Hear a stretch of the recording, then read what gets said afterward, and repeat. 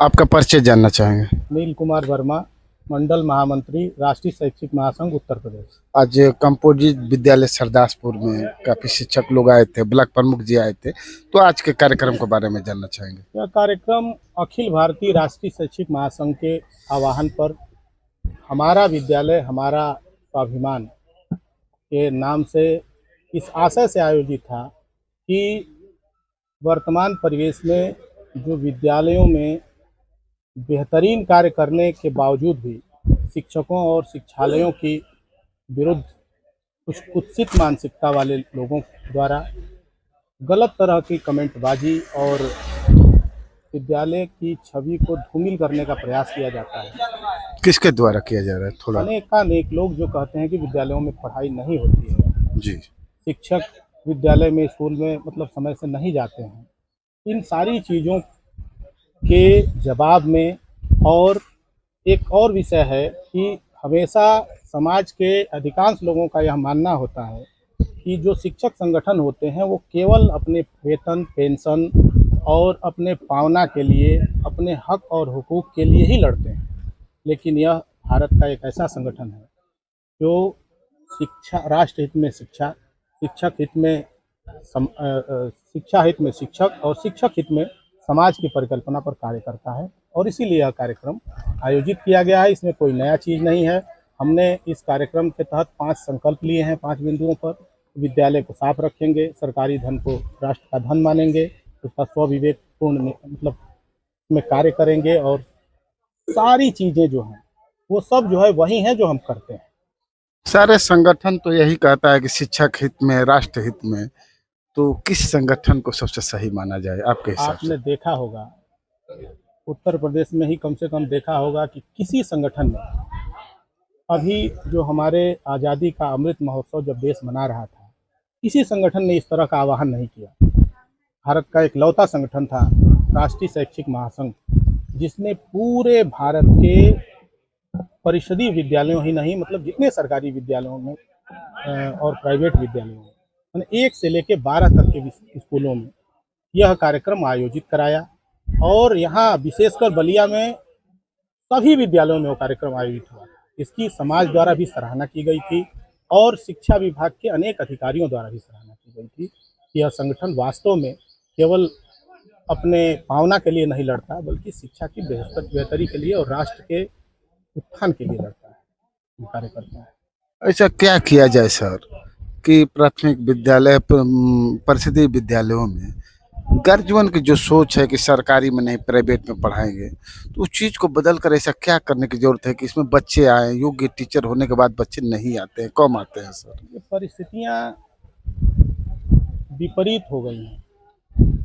बहुत कम चीज़ें हैं जो सरकार अगर कर दे तो परिषदीय विद्यालयों में सबसे पहले तो जितने लोग सरकारी सुविधाओं का लाभ लेते हैं,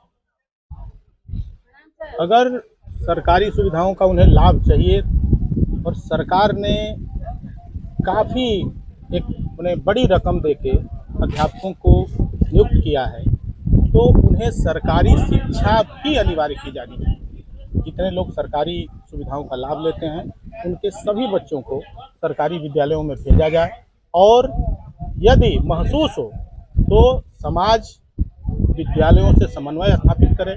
अगर कहीं किसी गुरुजन में कोई इस तरह की बात अगर दिखती है तो वो सामंजस्य स्थापित करके प्रबंध समिति से और सामाजिक रूप से इसे ठीक किया जा सकता है और विद्यालयों के जो स्तर है, जो वहाँ से बच्चों का जो पलायन है उसे रोका जा सकता है। लेकिन एक चीज़ इसमें और जोड़ना पड़ेगा, जब तक संसाधनों का टोटा रहेगा तब तक गार्जियन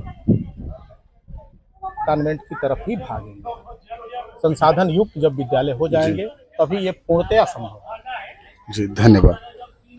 आपका परिचय जानना चाहेंगे? मैं गणेश प्रसाद यादव, राष्ट्रीय शैक्षिक महासंघ ब्लॉक अध्यक्ष रसड़ा। आज कार्यक्रम हुआ, उसके बारे में आपसे जानना आज का कार्यक्रम तो हमारे बड़े भाई अनिल जी बड़े विस्तार से बता दिए।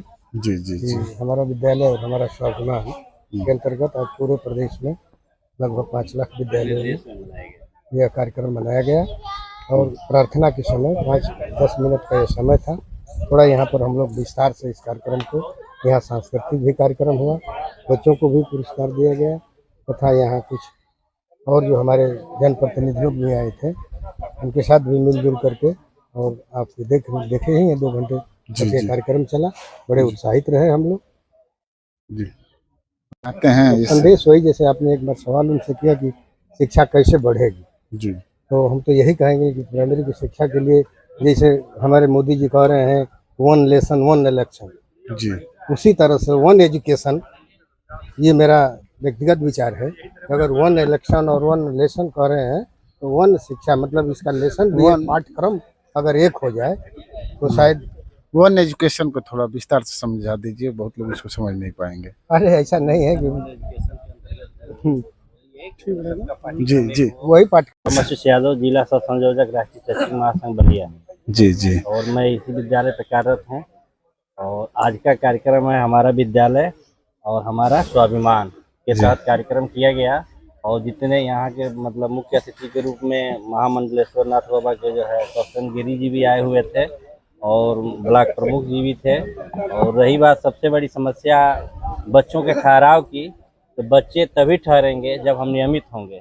नियमित के साथ साथ अगर जो कॉन्वेंट के विद्यालय जो कुकुरमुक्ति विद्यालय हैं उस पर अगर शासन रोक लगा दे तो स्वाभाविक है कि हमारे विद्यालय में बच्चों का ठहराव होने लगेगा और बच्चे बढ़ेंगे। यही आज जी धन्यवाद।